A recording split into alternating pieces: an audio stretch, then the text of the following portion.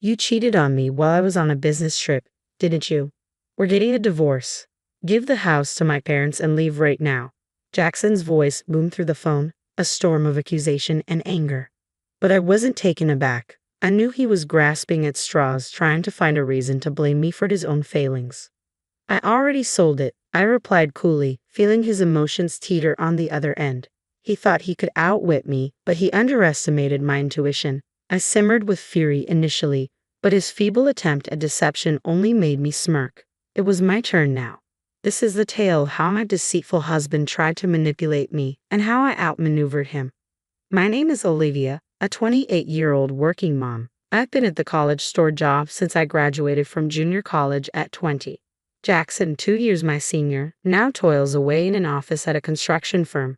But when we first crossed paths 3 years ago, he was adrift, jobless. He'd abandoned his first post-college job, claiming it wasn't right for him. Since then, he drifted between gigs, often idling. That's when he swept me off my feet, proposing in mere months. Okay, but there's a condition, I stated firmly, noting the worry etched on Jackson's face. What is it? He asked, apprehension creeping into his voice. You need to find a stable job. Otherwise, marriage is out of the question. We need to think about our future, I explained, my tone resolute. Oh, come on. Of course, but you're working, so there's no rush, right? Jackson attempted to brush off the seriousness of the situation. My parents would worry if I married a man without a job. Find one before we get married, I insisted, my gaze unwavering. Seeing my stern expression, Jackson sighed in resignation. All right, I'll find one. Then you'll marry me. Yes, and so it'll be, I affirmed, though uncertainty lingered in my mind.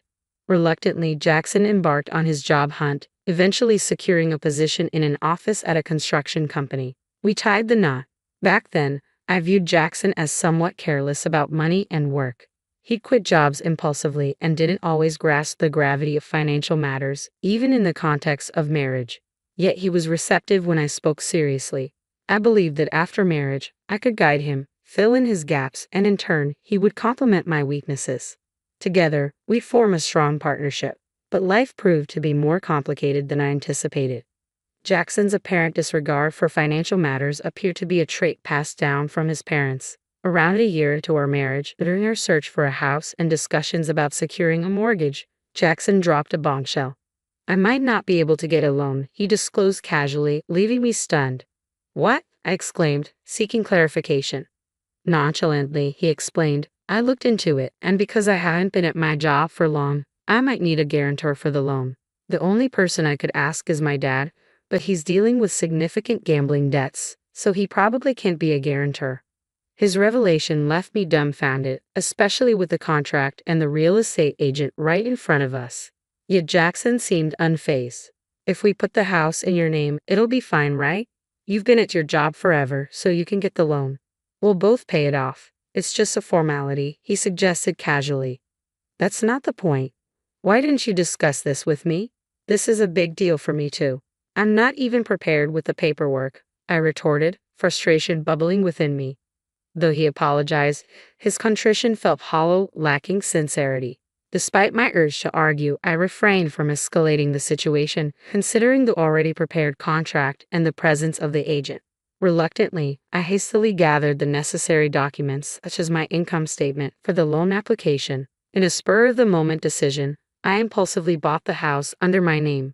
As I hurried to finalize the paperwork, a wave of anxiety washed over me. Could I truly envision a future with this man? Perhaps I should have simply put a halt to the proceedings instead of rushing to prepare the documents. Adding to my mounting anxiety was the looming issue with my in-laws. The other day, I had a talk with Dad. Jackson began one evening. He mentioned that he might lose the house due to the debts I mentioned earlier. He's considering moving in with us. That's all right, isn't it? What? Why would you even consider that? I responded sharply, hoping to convey the seriousness of the situation, but Jackson seemed unfazed. Well, he's in a tough spot. My brother is single, but he's working overseas. I'm Dad's only option. Shouldn't we discuss this properly? Maybe he can stay with us temporarily until he finds another place, but committing to having him live with us permanently is a major decision, Jackson reasoned, his expression troubled. You're just trying to avoid the issue. If he stays, we can split the living expenses. You're always complaining about money, he countered. You mean the money you never contribute? You promised we'd split the mortgage, but it's only coming out of my paycheck. You haven't paid your share. In marriage, finances are shared. It's not just your money, it's ours. It's only deducted from your account because the house is in your name. Stop being so self-centered, I admonished, frustration simmering beneath my words. My frustration boiled over, and I raised my voice, demanding answers. Jackson's response was simply, "I hate talking about money," before abruptly leaving the room. These clashes became all too common, with Jackson consistently brushing off my concerns and retreating, leaving issues unresolved. Yet despite his aversion to discussing finances, Jackson wasn't entirely idle when it came to his family's predicaments. His role in construction site administration brought him into frequent contact with real estate contracts, leading him to consult a specific agency about the potential sale of his family home and the steps involved in securing the best deal. I've been considering selling the house for a good price, but I'm unsure about the process. What steps should I take if I decide to sell down the line? This topic was a recurring theme in our conversations. It was somewhat reassuring to know that I wasn't alone in contemplating these matters.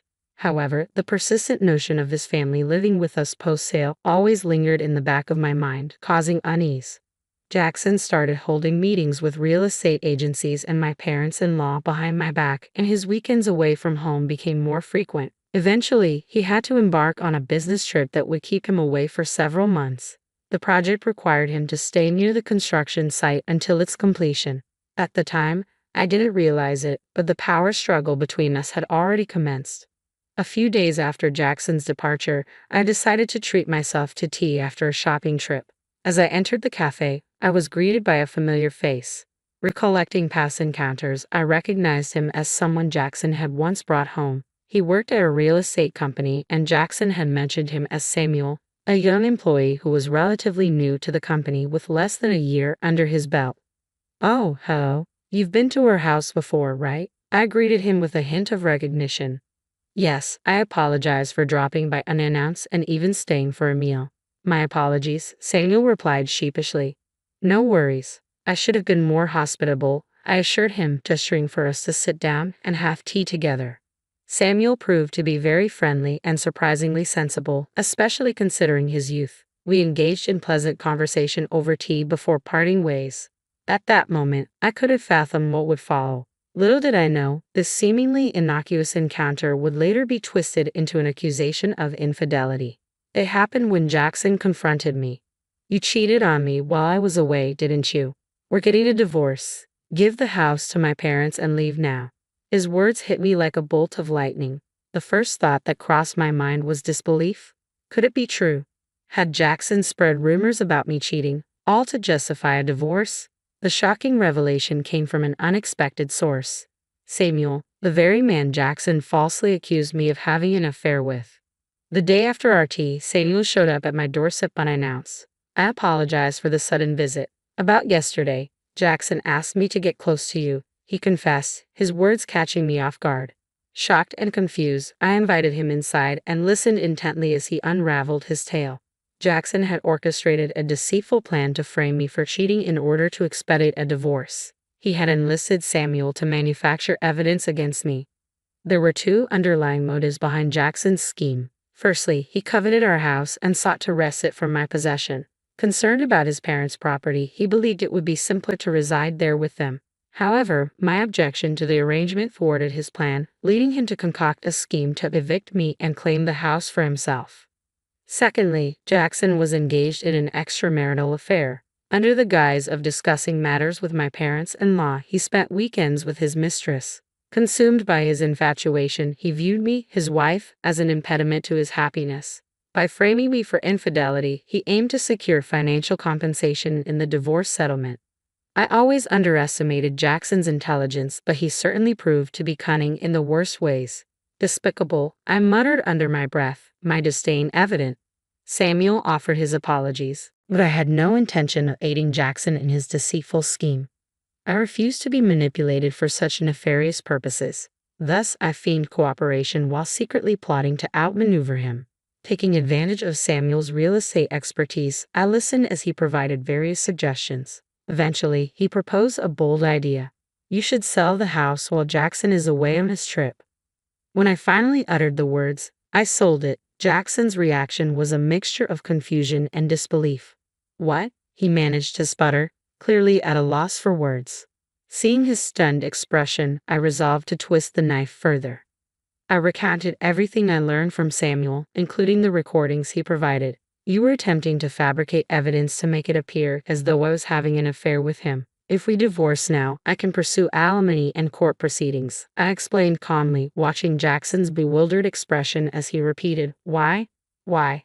But I had another revelation to share. You might not have realized, but Samuel isn't just an ordinary employee. He's actually the son of the company's CEO. Jackson's shock was palpable. What? How could I have missed that? He exclaimed, his confusion deepening. It was clear he had underestimated the gravity of the situation. Do you not realize that Samuel shares the same last name as the CEO? How could you overlook that? I questioned, incredulous at his obliviousness. Well, Samuel's last name isn't exactly rare, Jackson attempted to defend himself weakly. Wait, are you serious? He added, his incredulity growing. No, I'm serious, I asserted firmly, noting the shock in Jackson's expression.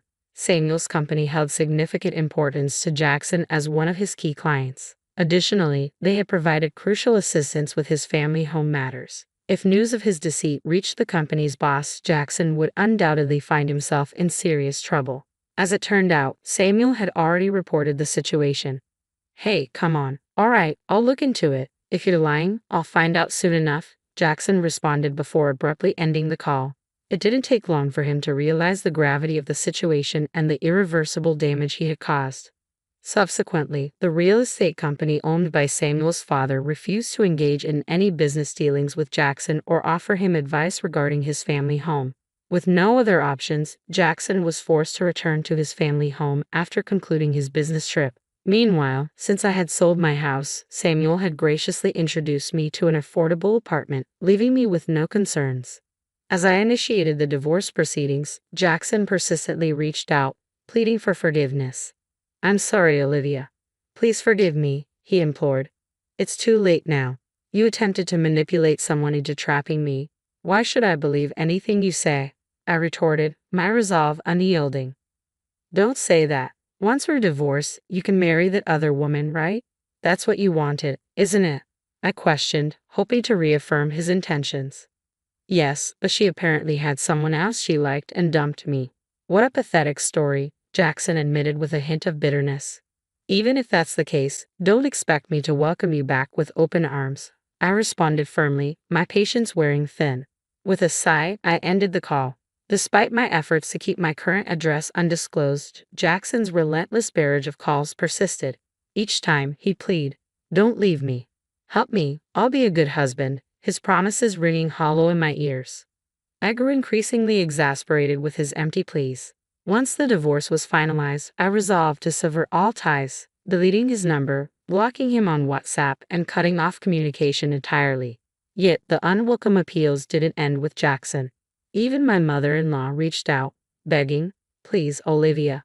We'll be lost without you. It's not the house we wanted. It's you, isn't it?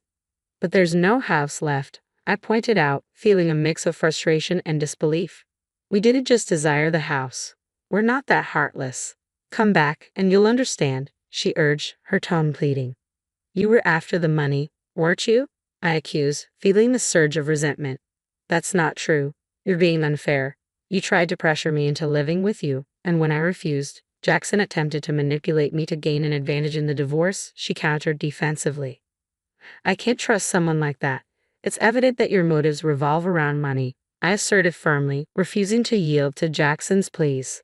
As I continued to reject his advances, my father-in-law dialed my number, his tone dripping with arrogance.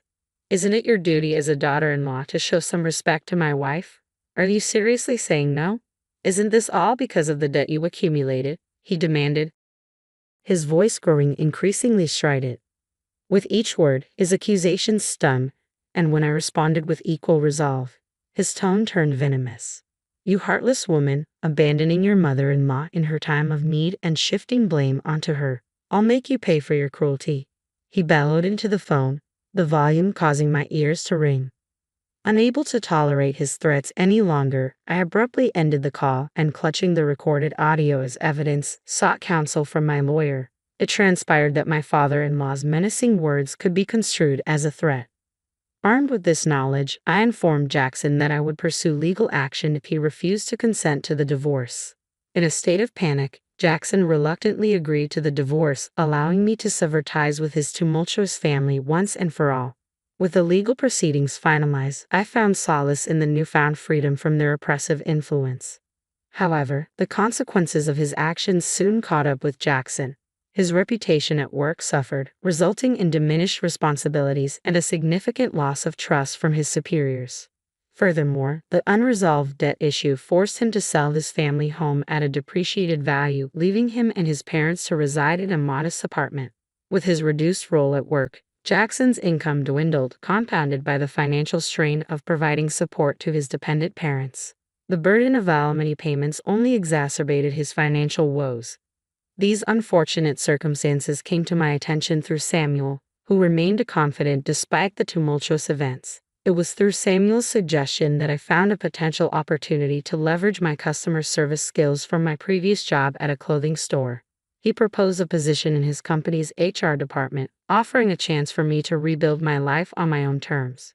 After discovering an opening that required strong communication skills, I deliberated extensively and sought advice before ultimately accepting the position at the real estate company. This decision marked a significant shift in my career path. Throughout this transition, Samuel and I maintained our close bond, which gradually blossomed into a romantic relationship. A year into our courtship, we exchanged vows and embarked on our journey as husband and wife, with me assuming the role of the future company president's spouse. The irony wasn't lost on me. The two individuals Jackson attempted to portray as entangled in an affair had ultimately found love and married each other. As I integrated into my new family, which included my in-laws, I was met with warmth and acceptance. Together with Samuel, I envisioned crafting a fulfilling and harmonious life, building upon the foundation of our shared love and mutual respect.